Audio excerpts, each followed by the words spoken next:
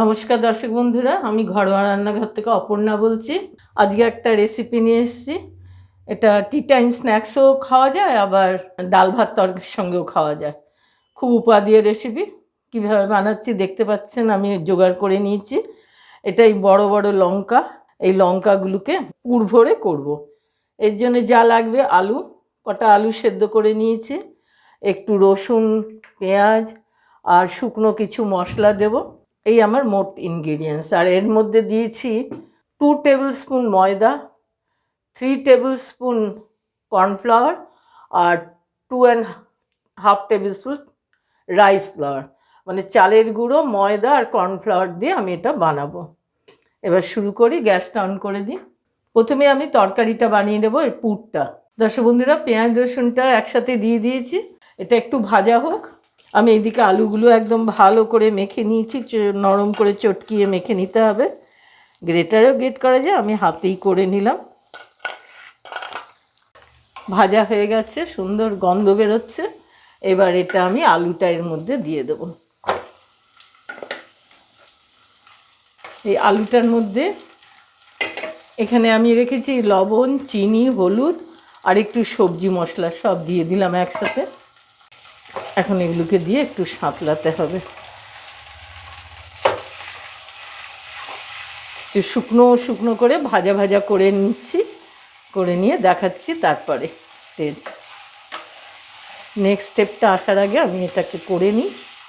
আমি এখন 1/2 table spoon একটু গোলমরিচ দিয়ে দিলাম।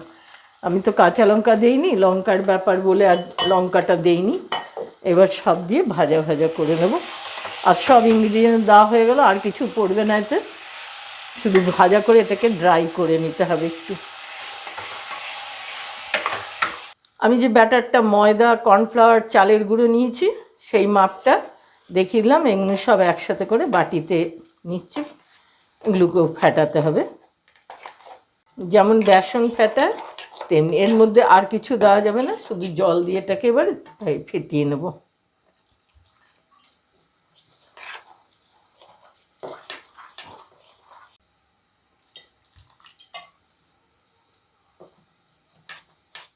হলুদ দিলে একটা ভালো রং হবে, এই জন্য আমি হলুদ দিলাম। মানে রংটা বেসনের মতো এসে যাবে অলরেডি। অল্প অল্প জল দিতে হবে, বেশি জল একবারে দিলে ব্যাটারটা যদি পাতলা হয়ে যায় তাহলে আর ভালো হবে না। এইভাবে আস্তে আস্তে আমি করে নিচ্ছি। ঠিক এইরকম হবে ঘনত্বটা, দেখিয়ে দিলাম। এইভাবে জলটা আস্তে আস্তে দিয়ে দিয়ে মাপ করে করতে হবে। লঙ্কাগুলোতে পুর ভরবো।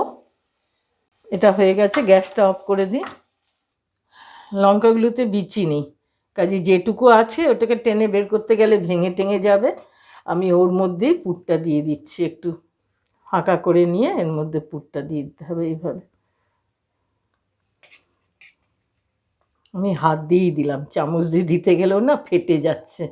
লঙ্কাটা খুব মটমটে তো একদম, ওই জন্য হাত দিয়ে দিয়ে আস্তে আস্তে করে সময় নিয়ে নিয়ে ভরতে হবে। এভাবে ভরে আমি দেখাচ্ছি, সবগুলো ভরে নিই। দর্শক বন্ধুরা, এই দেখুন কীভাবে খুব ধৈর্য নিয়ে আস্তে আস্তে এইভাবে পুর ভরাটা করে নিতে হবে। এটাতে তাড়াহুড়ো করলে, এটা এতই মটমটে লঙ্কা, এগুলো ফেটে যায়, ভেঙে যায়। খুব সাবধানে ভরে নিয়েছি আমিও, আপনাদের একটু দেখালাম। একটু দেখি, আমি এক জায়গায় বসে এটা বানিয়ে নিলাম। এবার ব্যাটারটা দিয়ে, আমার তেলটাও গরম হয়েছে, আমি ভাজবো। এইবার তেলের মধ্যে এটা এইভাবে ছেড়ে দেবো।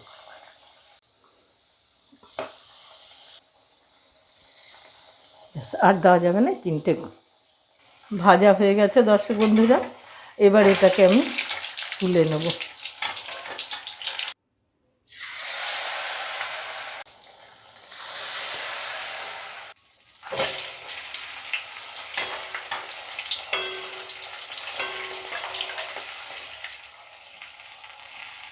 এগুলো ভাজা হয়ে গেছে, তুলে রাখছি।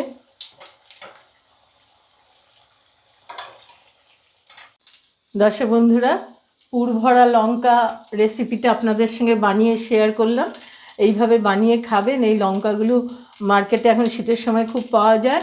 আর খুব খেতে ভালো। এইভাবে টি টাইম স্ন্যাক্স হিসেবেও খেতে পারেন, ডাল ভাতের সঙ্গেও দারুণ লাগবে। অবশ্য আপনারা এটা ইচ্ছে করলে বেসন দিয়েও করতে পারেন।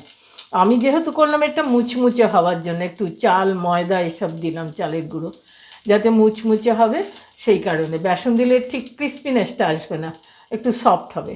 ঠিক আছে বন্ধুরা, ভালো লাগলে লাইক করবেন, অনেকের সঙ্গে শেয়ার করবেন, বানিয়ে অবশ্যই একবার খাবেন। আর নতুন বন্ধুরা লাইক করে সাবস্ক্রাইব করে বেল আইকনটা অবশ্যই টিপে দেবেন, আমার রেসিপিগুলো যাতে আপনারাও দেখতে পারেন। সেই জন্য আজকের মতো রাখছি, ভালো থাকবেন।